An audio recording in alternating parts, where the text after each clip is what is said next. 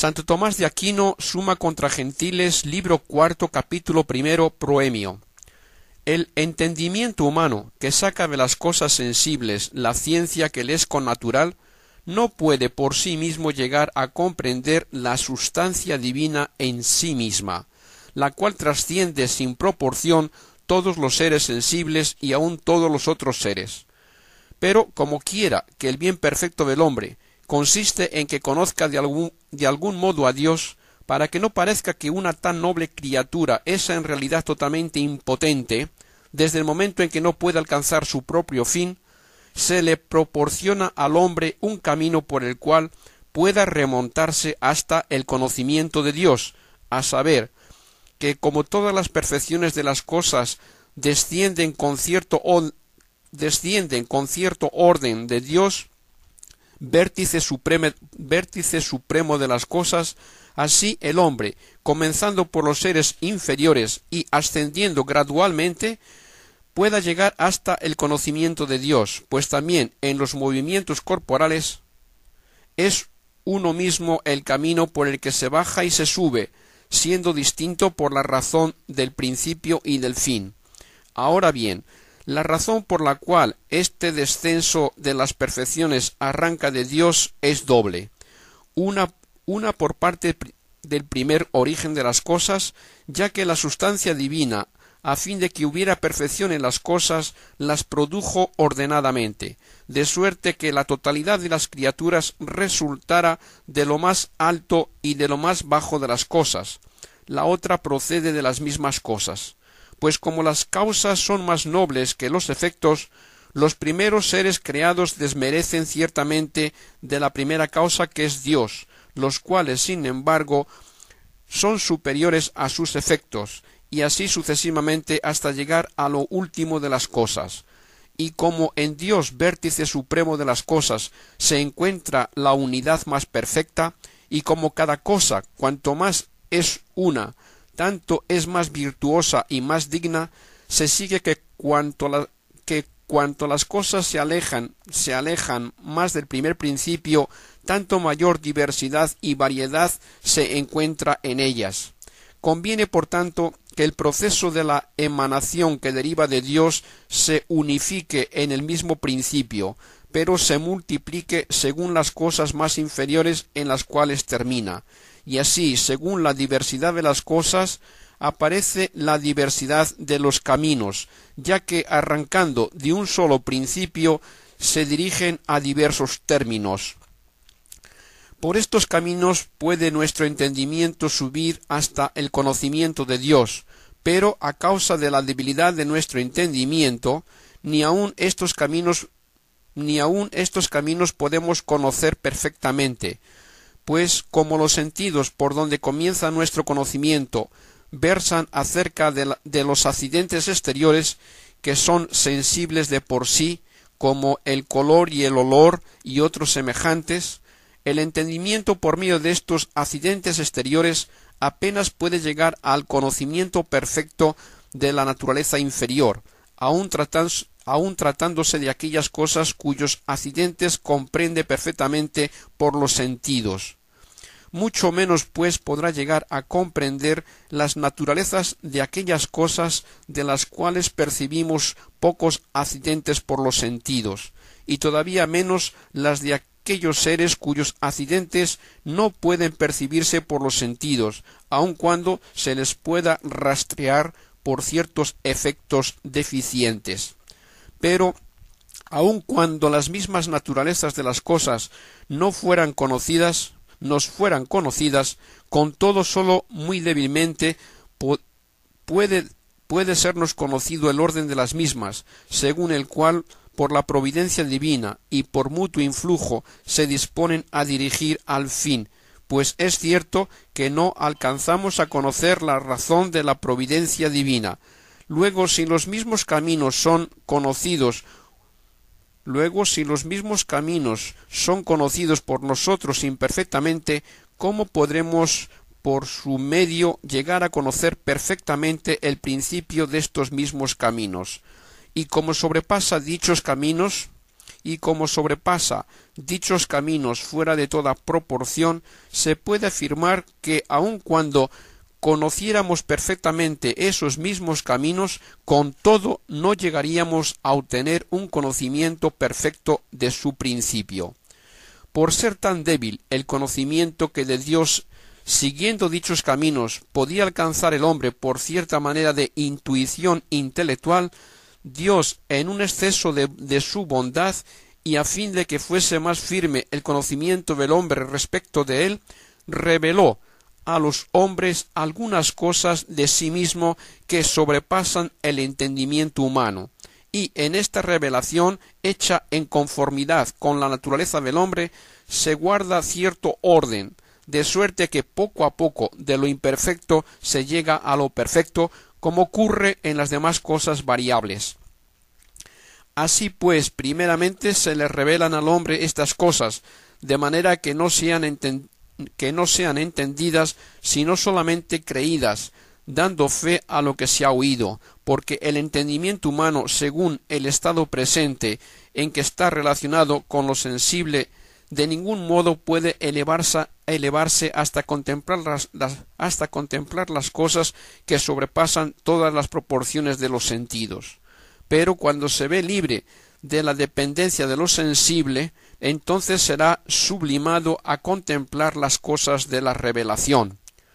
Por tanto, el conocimiento del hombre acerca de las cosas divinas es triple, el primero de los cuales se obtiene cuando el hombre, con la luz natural de la razón, por medio de las criaturas se remonta hasta el conocimiento de Dios.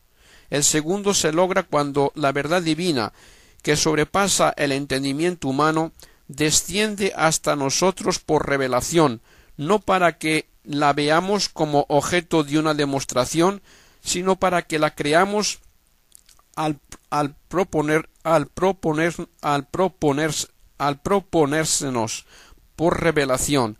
El tercero ocurrirá cuando la mente humana sea elevada a contemplar perfectamente las cosas que han sido reveladas. Santo Tomás de Aquino, Suma contra Gentiles, libro cuarto, capítulo 11. ¿Cómo ha de entenderse la generación en Dios y lo que se dice en las Escrituras sobre el Hijo de Dios?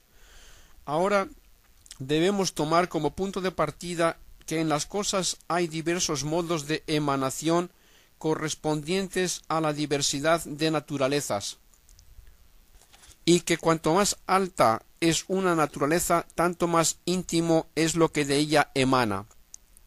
Ahora bien, en todas las cosas los cuerpos inanimados ocupan el último lugar, y en ellos no se dan otras emanaciones que las producidas por la acción de unos sobre otros. Así vemos que del fuego nace el fuego, cuando éste altera un cuerpo extraño, convirtiéndolo a su especie de igualdad.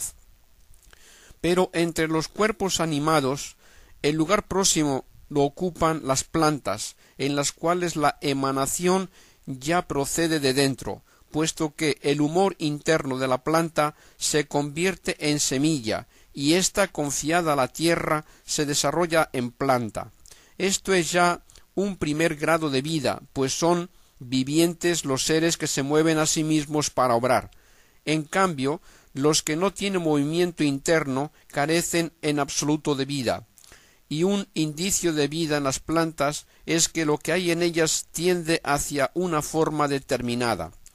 No obstante, la vida de las plantas es imperfecta, porque aunque la emanación proceda en ellas del interior, sin embargo, lo que emana, saliendo poco a poco desde dentro, acaba por convertirse en algo totalmente extrínseco, pues el humor del árbol, saliendo primeramente de él, se convierte en flor y después en fruto, separado de la corteza del árbol, pero sujeto a él, y llegando a su madurez se separa totalmente del árbol, y cayendo en la tierra produce por su virtud seminal otra planta.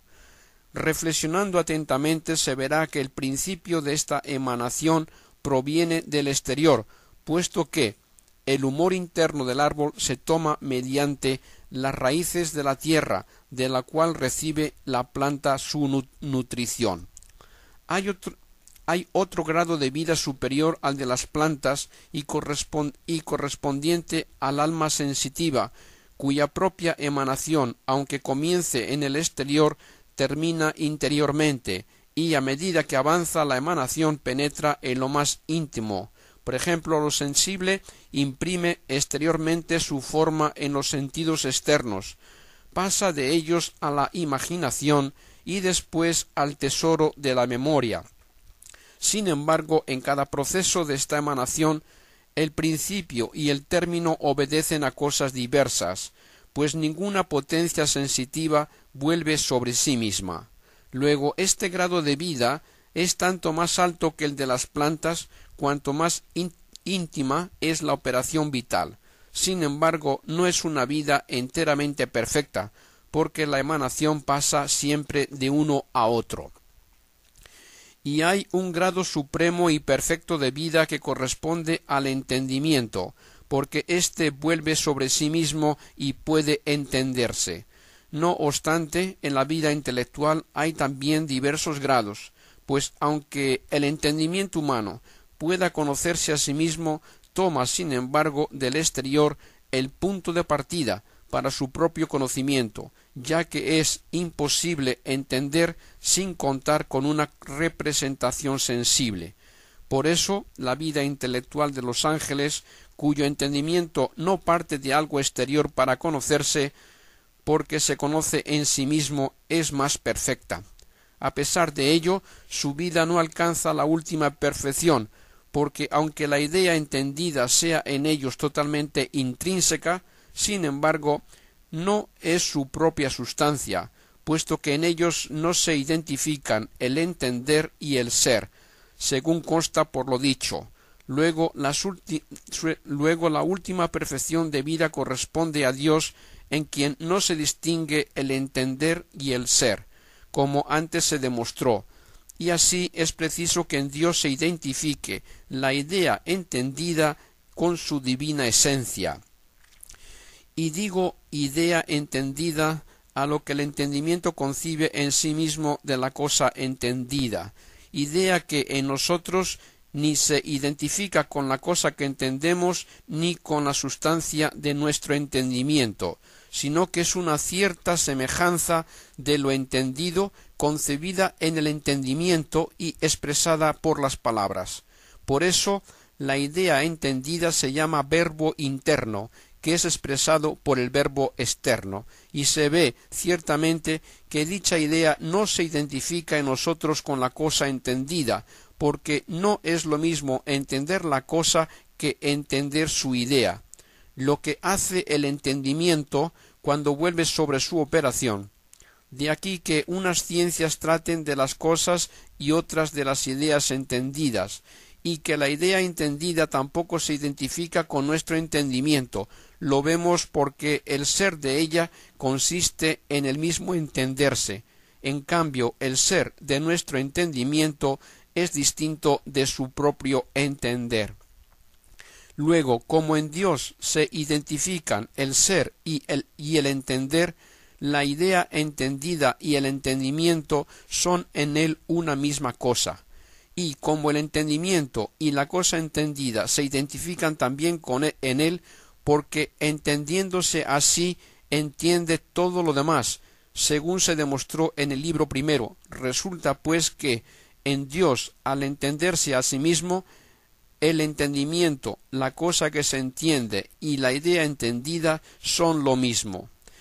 Considerado todo esto, podemos ahora concebir de algún modo cómo hay que entender la generación divina, porque es evidente que no es posible concebirla al igual que la generación que se da en las cosas inanimadas, en las cuales el engendrante imprime su especie en la materia exterior, porque es preciso, según enseña la fe, que el Hijo engendrado por Dios tenga verdadera deidad y sea verdadero Dios, mas tal deidad no es una forma inherente a la materia, ni Dios proviene de la materia, como se probó en el libro primero.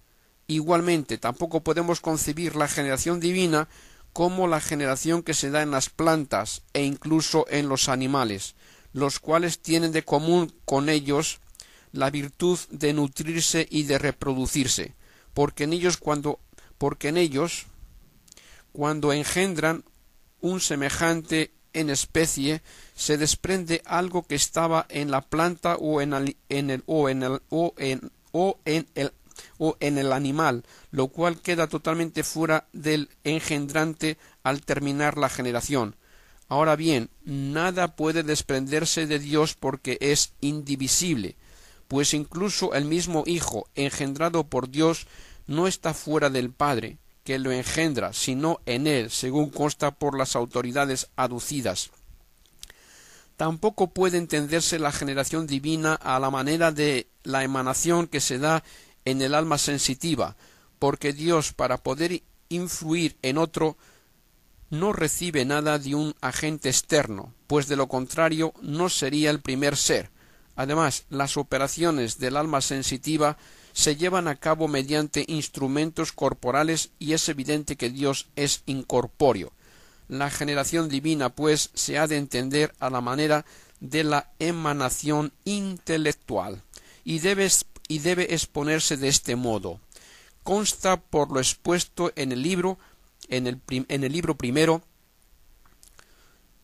Bueno, lo dejamos esto para la segunda parte.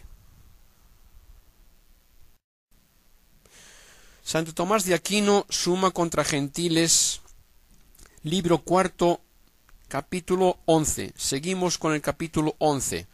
La generación divina, pues, se ha de entender a la manera de la emanación intelectual, y debe exponerse de este modo. Consta por lo expuesto en el libro primero, que Dios se entiende a sí mismo, mas lo entendido en cuanto tal debe estar en quien lo entiende, porque entender es aprender una cosa con el entendimiento. Por eso incluso nuestro entendimiento, al entenderse, está en sí mismo, no sólo como identificado con su esencia, sino también como aprehendido.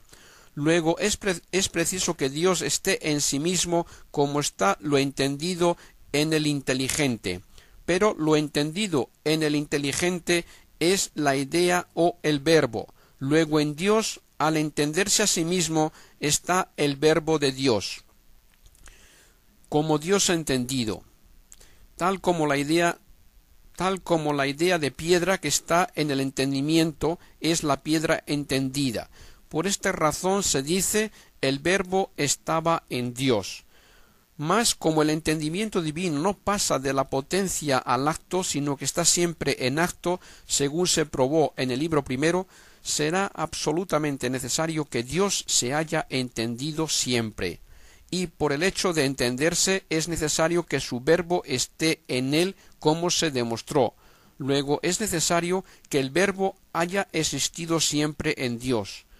Por tanto, su verbo es coeterno con Dios y no le sobrevino en el tiempo, tal como a nuestro entendimiento le sobreviene el verbo concebido interiormente, que es la idea entendida.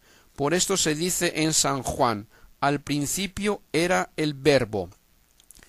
Y como el entendimiento divino no sólo está siempre en acto, sino que es también el mismo acto puro, según se probó en el libro primero, es preciso que la sustancia del entendimiento divino sea su mismo entender, que es el acto del entendimiento.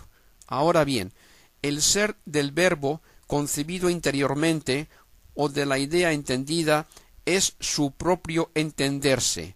Luego el ser del verbo divino y el del entendimiento divino se identifican y en consecuencia también el ser del mismo Dios, que es su entender. Ahora bien, el ser de Dios es su propia esencia o naturaleza, lo cual es el mismo Dios, como se probó en el libro primero. Luego el verbo de Dios es el ser divino y la esencia de Dios y el mismo Dios verdadero. En cambio, Como el verbo del entendimiento humano no sucede lo mismo, en cambio con el verbo del entendimiento humano no sucede lo mismo, porque cuando nuestro entendimiento se entiende a sí mismo, su ser y su entender no se identifican, ya que la sustancia del entendimiento era inteligente en potencia antes de entender en acto. De esto se sigue que el ser de la idea entendida y el de su entendimiento son distintos, ya que el de la idea entendida es su misma intelección. Por eso es preciso que el verbo interiormente concebido por el hombre, que se entiende a sí mismo, no sea un hombre verdadero, con el ser natural de hombre, sino solamente un hombre entendido, como una semejanza del hombre verdadero aprendida por el entendimiento. Sin embargo, el verbo de Dios, puesto que es Dios entendido, es verdadero Dios, teniendo naturalmente el ser divino, porque según dijimos, el ser natural de Dios y su entender se identifican. Por esto se dice el verbo era Dios, lo cual, como se dice en absoluto, demuestra que se ha de entender que el verbo de Dios es verdadero Dios. Sin embargo, el verbo del hombre no puede llamarse esencial y absolutamente hombre, sino en cierto sentido, es decir, hombre entendido. De ahí que esta afirmación sería falsa. El hombre es el verbo. Sin embargo, podría ser verdadera esta. El hombre entendido es el verbo. Luego, como se dice, el verbo era Dios, se demuestra que el verbo divino no sólo es la idea entendida como nuestro verbo, sino también que es una cosa que existe y subsiste en la naturaleza. Porque el Dios verdadero es una cosa subsistente, pues es por excelencia el ser de por sí.